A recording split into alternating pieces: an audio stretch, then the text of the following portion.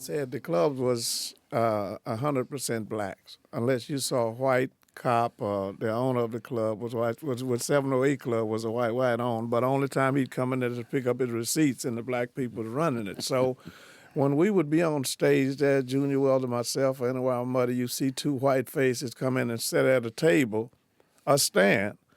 And I'm like, B, we couldn't afford nothing but a bottle of wine. So little Walter, if they get it, they drank it up before you get it. So we'd had to hurry up and say, well, man, we can't even pull that bottle out now because you wasn't supposed to bring your bottle in the club. You know, you can't pull the bottle out because I know that's a cop odor, and that's why. And this is like Paul Butterfield or Michael Bloomfield. Or Charlie Musselwhite or something like that. And I'm like saying, oh, man, they done messed us up now. We can't even drink our stuff now. And that went on for,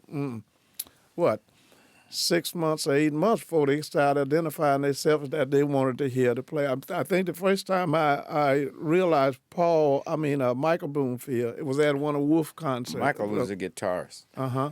And he was asked Wolf to set in, and then he came up and sat in and played with the Howlin' Wolf, which was hard to play with. But then I say, wait a minute, this is a white guy playing blues like this, because I didn't think they would even think about listening to it, and so and from that on, play it. yeah. And the next thing I saw was like Eric Clapton and them coming in one by one, not letting you know anything. They just found these blues clubs and coming in and saying a white face and a black joint like that. Because see, a lot of black people used to just, if it's BB or Muddy anyway, if you hit a good tune, they'd just jump up and start dancing and screaming. They didn't just sit there and say, wait a minute, I got to get. They'd let you know I'm here and I come to boogie. I'm going to shake this thing tonight.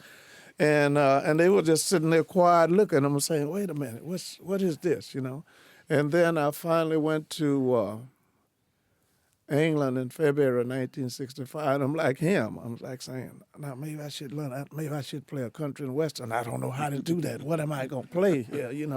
And the guy did me the same thing. He just come up and the keyboard player started playing a boogie woogie before I got on stage. I said, wait a minute, This is it. yeah, if they playing this, I'm like a rabbit. Home now. Yeah, I'm like a Rabbit rabbit. You done thrown me in the bar prats now.